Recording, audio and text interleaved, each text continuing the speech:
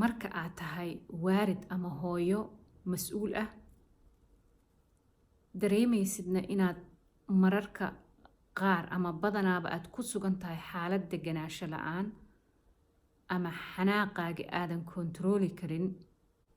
marar badan qof walbo inaga mid ah waxaa la soo dirista xaalad deganaansho la-aan ah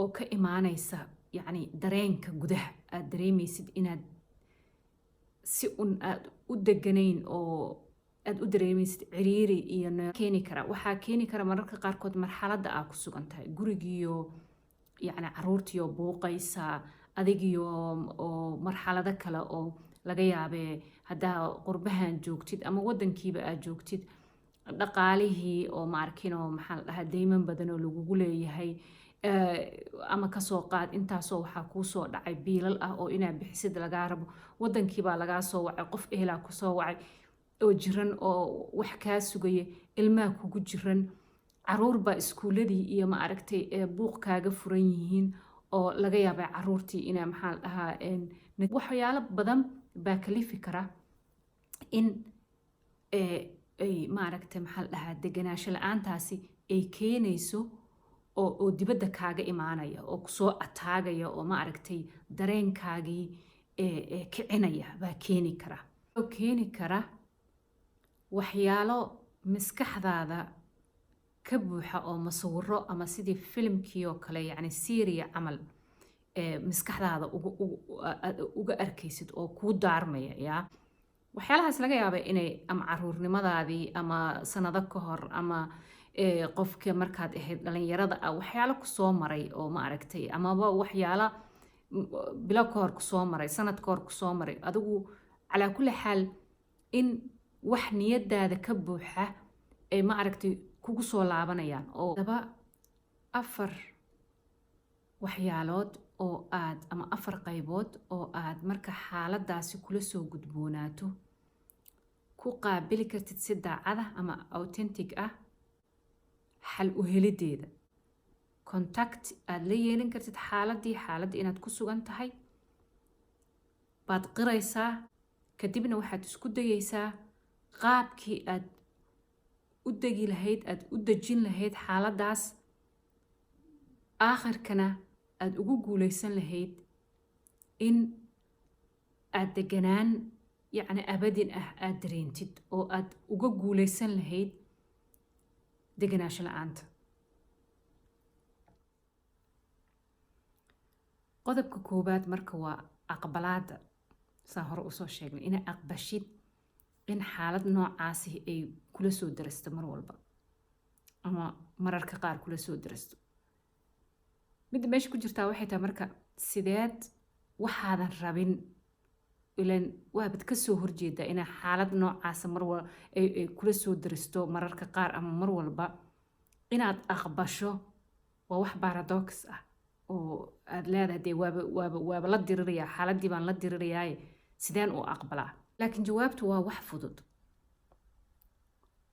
waxa siday yihiin haddaadan u aqbalin ama u fahmin imaanaysa yacni in aad wix meesha ishbaanug inuu yimaado wix iska hor imaad isdiidanaan inay timaado ah adigii waxaad nafsiyan waxaa leedahay ma rabo inaan deganaansho la-aan iyo nervos iyo ma aragtay lays nafsiyana inaan dareemo ma rabi baa leedahay haddana waa dareensanta dareenkii waa wax ku hayoo jooga marka inaad ignore ku samayso dareenku haya kaagama tegayo.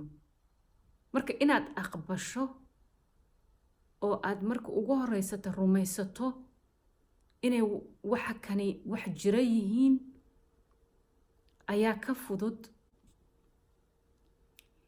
deganaashaduna halkaas ayay ka bilaabanaysaa waayo dagaalkii nafsiyanka ahaa ayaa horta dhammaanaya oo aad xasilinaysaa jirkaaga wuxuu dareemayaa xasilooni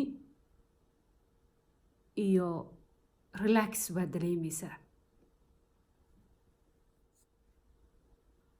ruuxadaaduna way degaysaa dagaalkii iyo buuqii ay ku jirtay bay ka baxaysaa.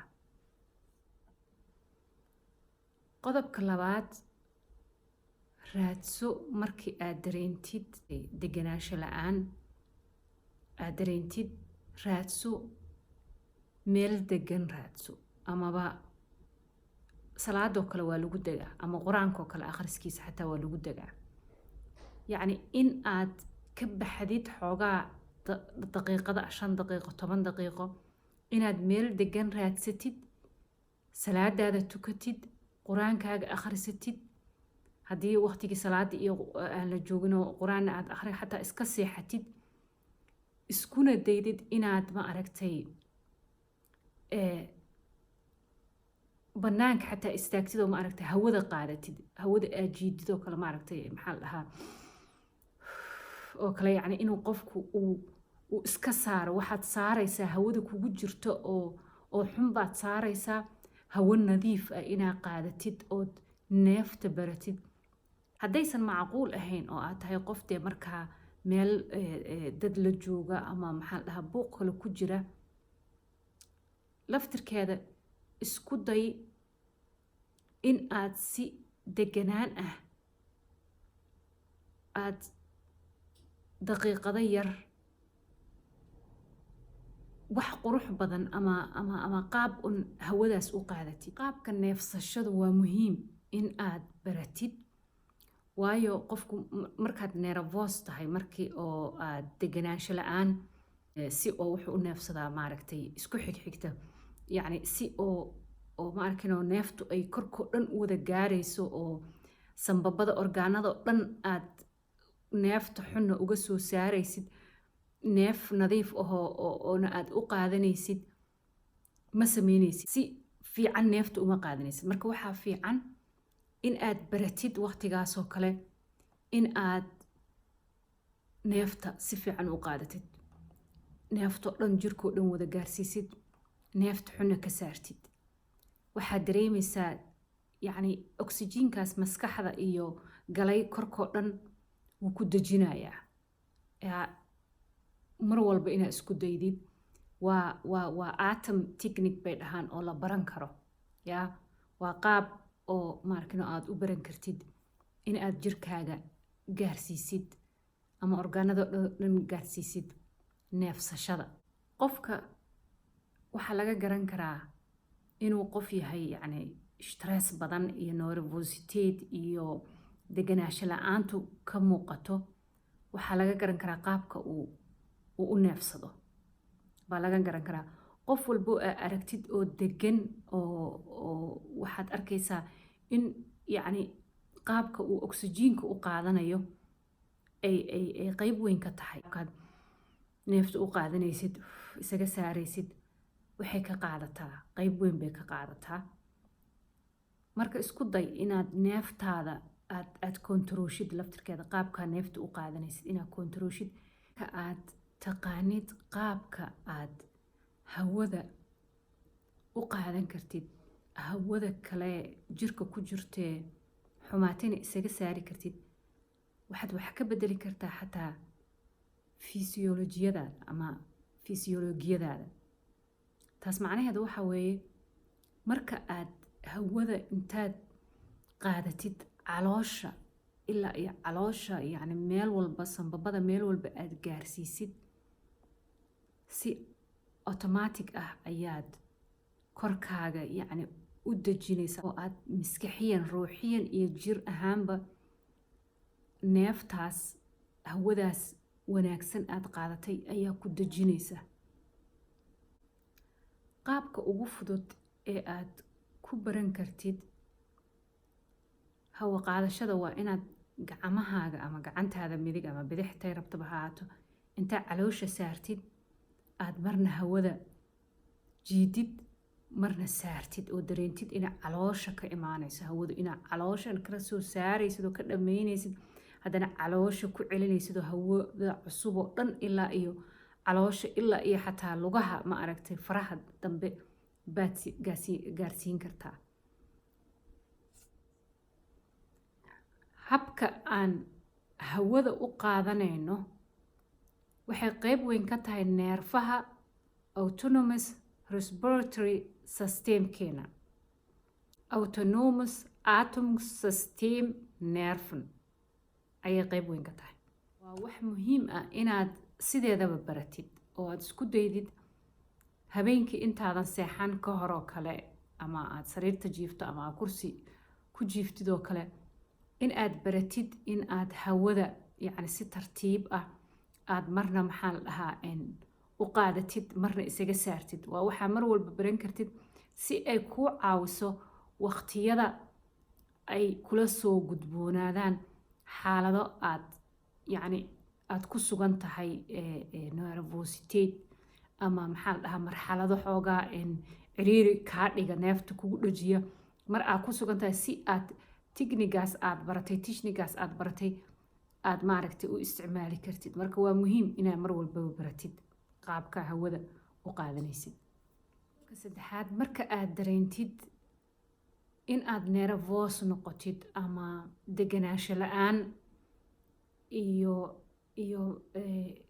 culays oo dareen culays oo nafsiyana aad dareentid waxaa fiican inaad dhaqdhaqaaq samaysid, inaa yacni aad ka tagtid meeshii aad ku sugnayd, inaad banaanka u baxdid, in aad yacni socotid, inaad dhaqdhaqaaq samaysid.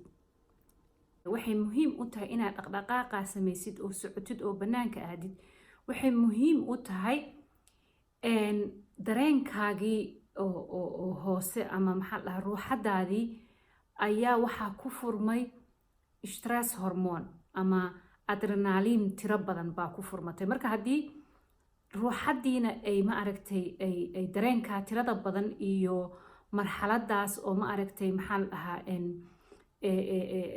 hormoonka tirada badan ee kulul uu ku furmay korkiina uu degan yahay oo korkii uusan dhaqdhaqaaq samaynin oo uusan dhiiggii kicin oo maxaa la dhahaa aysan isku mid noqon, aysan balance samaynin, waxaa imaanaysa inaa ma aragtay yacni aad dareentid aysan wixii isla falgeli karin. marka waxaa muhiima labada dhinacba inay isku mid ahaadaan, inay isku marxalad ku sugnaadaan. korkii markaa maxaa la dhahaa wuxuu ku samaynayaa waxaa kaa baxay enerjiyada kaa baxaysa, haddii kale enerjigaas tirada badan si khaldan baad u isticmaalaysaa. marka taasna waa muhiim. qodobka afraad waa acquire new skills, in aad wax cusub bilowdid oo la timaadid ama wax cusub yacni fähigkeit bay dhahaan jarmalku, cusub wax barasho cusub, wax ku mashquuliyo, wax yacni adiga naftaada muhiim aad ugu aragtid markaa oo xiise u ahaysid inaad bilowdid, iyadana waa muhiim. isku day wax cusub inaad baratid si haddaa caruurba leedahay aad fahantid broseska caruurtaada xataa waxbarashada u maraayan. marka adiga aad ogaatid waxbarashada adiga aad waxbarasho ku jirtid, ilmihii reflex baa ku samaynaysaa, waa ogaanaysaa qaabka waxbarashadoodu ay tahay, waayo adigaa fahmi kartid waxa aad baranaysid.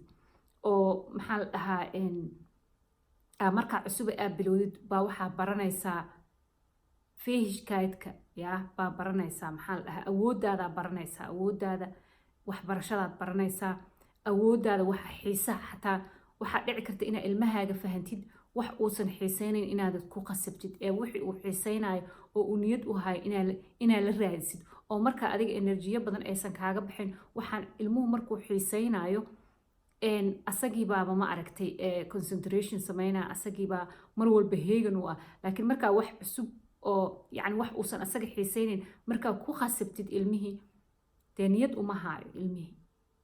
marka horta qodob marka maxay yihiin?